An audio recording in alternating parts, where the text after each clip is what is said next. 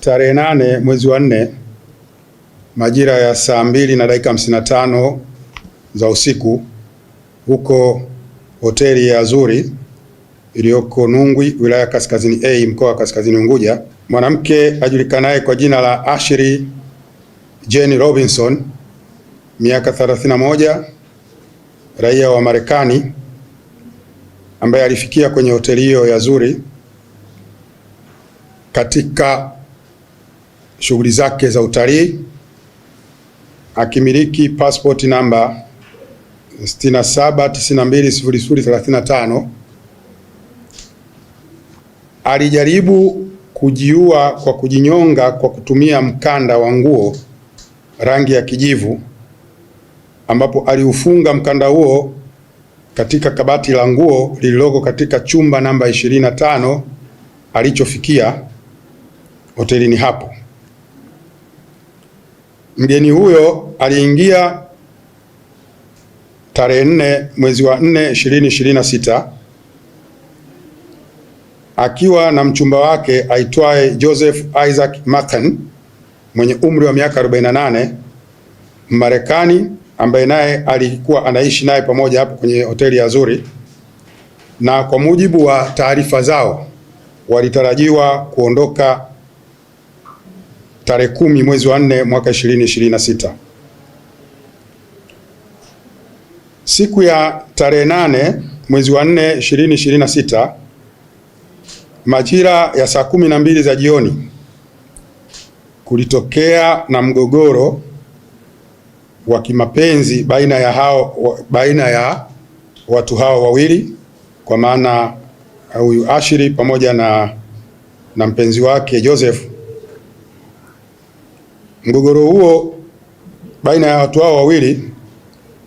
ulitambulika na jirani ambaye alikuwa anaishi chumba namba 24, na yeye akatoa taarifa kwa uongozi wa hoteli akieleza kwamba majirani zake wamekuwa wakizozana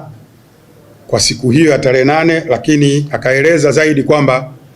tangu wamefika hapo wamekuwa wakiwa na mizozo ya mara kwa mara na wakiwa wanagombezana hapo ndani ya hicho chumba chao. Uongozi wa hoteli baada ya kupata taarifa hiyo ulikwenda kuwaona na kuwauliza kama kuna changamoto zozote wanazopitia au walizonazo, lakini baada ya kuona kweli hali inayojitokeza pale ni ya mizozo kati ya wawili hao, uongozi ukaamua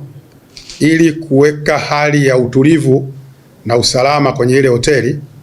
na wageni wengine wasipate bugudha, kumhamisha yule mume wake au bwana wake aitwaye Joseph na kumpeleka kwenye eneo lingine ambalo ni chumba namba 65. Na nitoe ufafanuzi, nikizungumza chumba nazungumzia villas, wanaita villa, yani ni nyumba zile ambazo zinakuwa ni self contained. Kwa hiyo ile ilikuwa namba 25, wakamhamisha yule bwana kumpeleka namba 65. Ni umbali wa kutembea kwa miguu kama dakika 8 mpaka 10 kutoka hapo ambapo walikuwa awali kwenye hiyo nyumba namba 25. Baada ya muda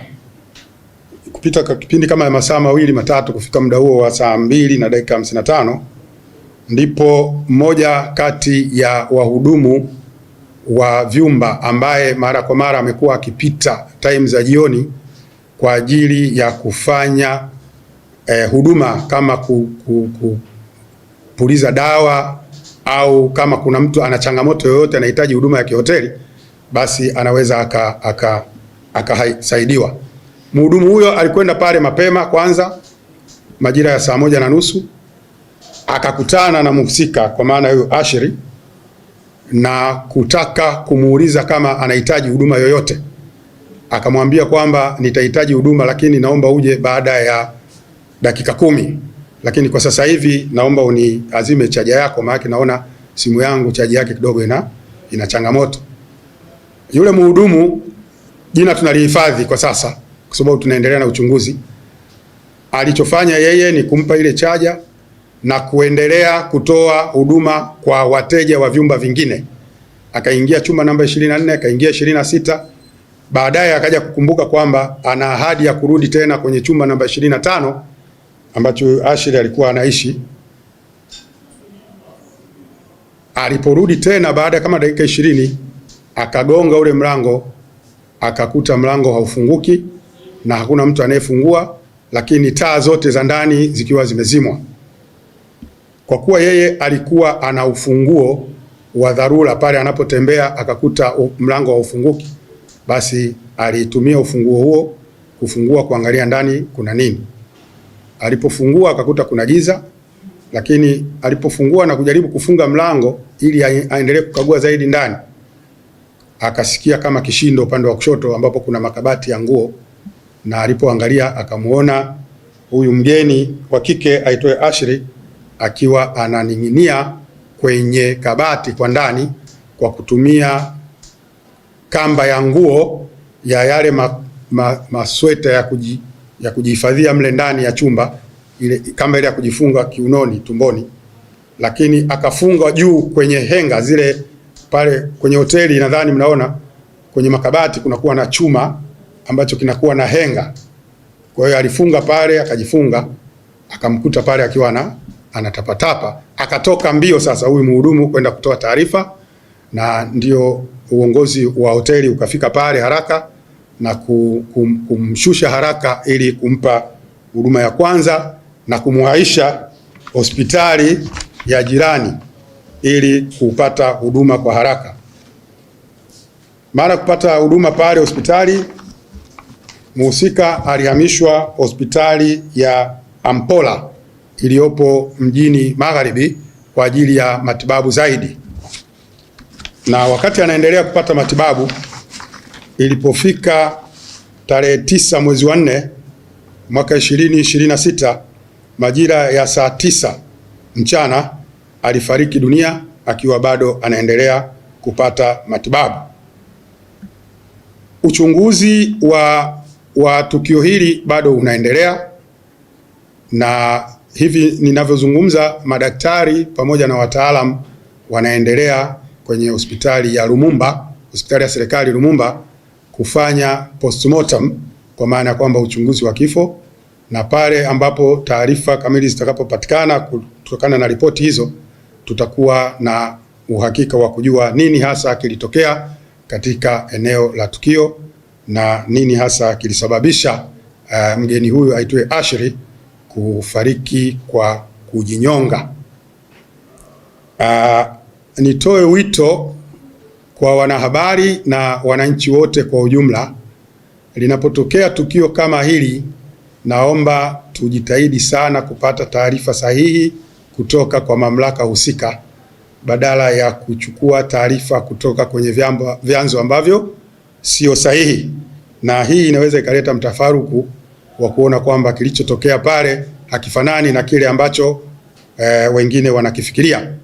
Kwa hiyo mimi niseme tu, jeshi la polisi kwa kushirikiana na hospitali ya Lumumba pamoja na idara nyingine za kisayansi,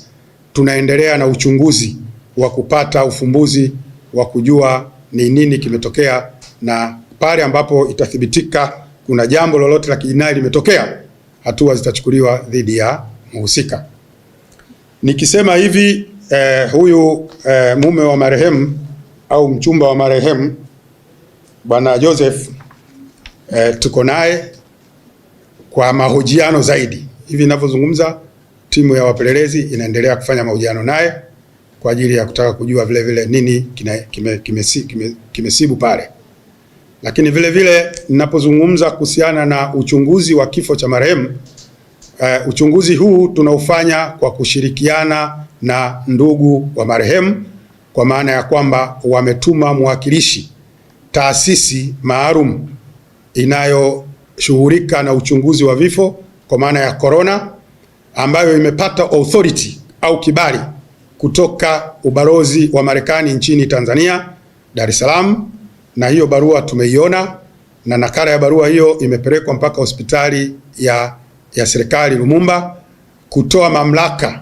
ambayo wamepewa kutoka kwa ndugu wa marehemu kwa hii taasisi kusimamia uchunguzi wa kifo cha marehemu.